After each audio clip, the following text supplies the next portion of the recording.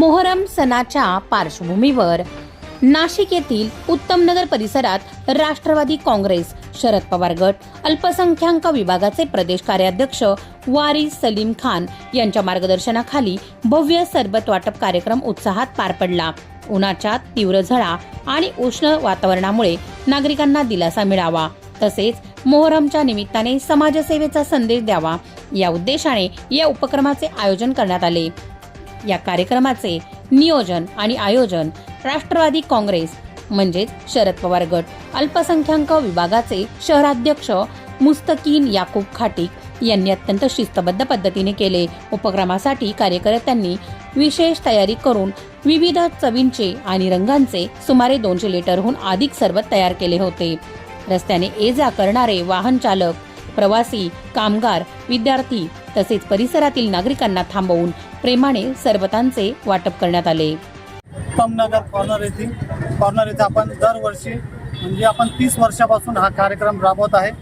इथं आमचे पहिले बंधू होते नसीम सलीम खान, ते करायच्या आधी त्यांच्यानंतर त्यांचे लहान बंधू वारिस सलीम खान ते करताय। त्यांच्या मार्गदर्शनाखाली आम्ही मित्रमंडळ आहे, आम्ही स्वतः करतो आणि हा म्हणजे दरवर्षी आम्ही भव्य दिव्य सरबत वाटायचा कार्यक्रम इथं उत्तमनगर कॉर्नरला करतो आम्ही।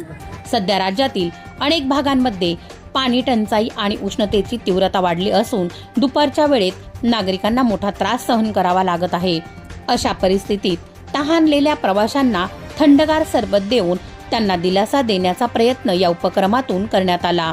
या उपक्रमामुळे अनेक नागरिकांनी समाधान व्यक्त करत आयोजकांचे कौतुक केले।